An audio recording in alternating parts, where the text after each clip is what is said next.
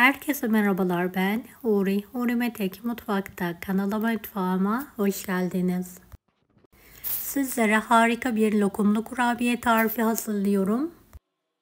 Ağızda eriyor, kapış kapış giden muhteşem bir tarif, mutlaka deneyin. 125 gram tereyağı, 1 su bardağı pudra şekeri, 1 adet tam yumurta, 1 paket vanilya, yoğuralım. Yarım paket kabartma tozu,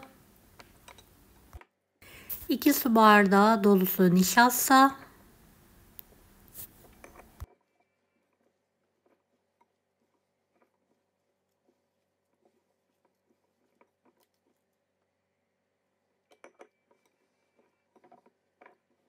beni hangi ülkeden veya şehirden izliyorsunuz merak ediyorum. Yoruma yazarsanız sevinirim. 8 yemek kaşığı da unu ekleyelim. Pürüzsüz bir hamur olana kadar yoğurma işlemine devam edelim.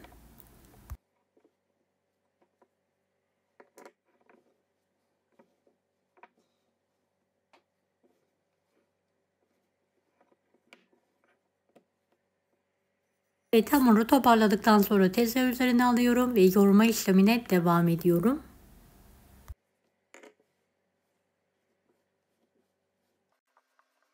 Evet, kalan unu da ilave ettiğim gerekirse 1 yemek kaşığı artı nişasta kullanabilirsiniz. Yumurtanın büyüklüğüne göre değişiklik gösterebilir. Evet, hamurumu hazırladım. Gördüğünüz gibi pürüzsüz bir şekilde. Evet, lokumum var. Dilediğiniz lokumu kullanabilirsiniz. Şöyle ceviz büyüklüğünden büyük olacak şekilde bir parça kopartıyorum. Elimle açıyorum. Lokumu ortadan ikiye keserek videodaki gibi kurabiyeyi hazırlayalım.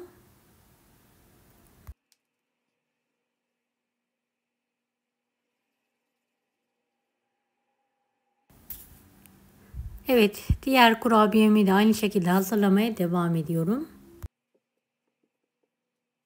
Daha kolaylık olsun diye şöyle hepsini aynı ebatta elimle kopartıyorum ve hazırlıyorum.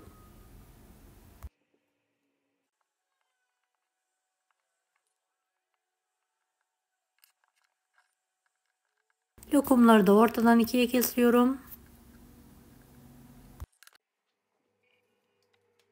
Hafif bir şekilde elimle açarak lokumları orta kısmına alıyorum ve yuvarlıyorum.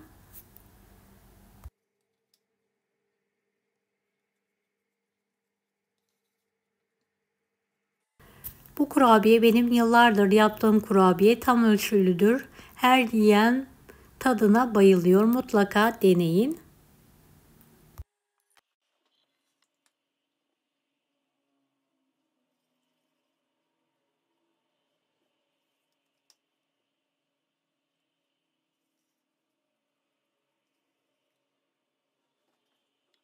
Evet, hepsini yuvarladım ve her tarafına Hindistan cevizini buluyorum.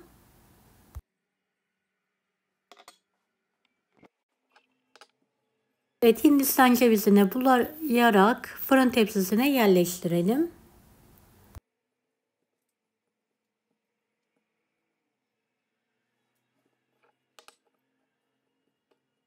Fırın tepsisine yerleştirirken aralıklı olacak şekilde dizmenizi tavsiye ederim.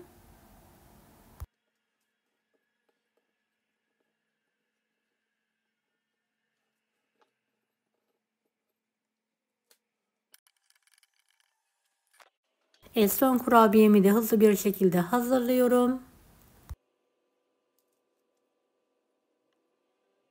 Fırınımı 170 dereceli alt üst fırının alt rafını ayarlayarak kurabiyemi pişiriyorum.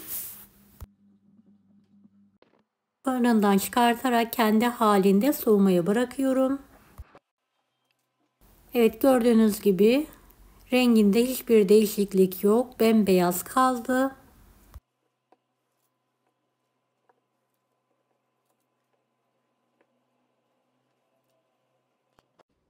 Ağzı resmen eriyor.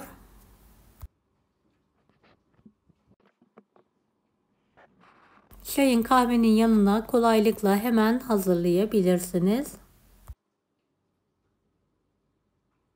Deneyecek olan herkese şimdiden kolaylıklar dilerim. Kanalıma ücretsiz abone olmayı unutmayın. Allah'a emanet olun. Hoşça kalın. Daha farklı tarifler için bunları da izlemeyi unutmayınız.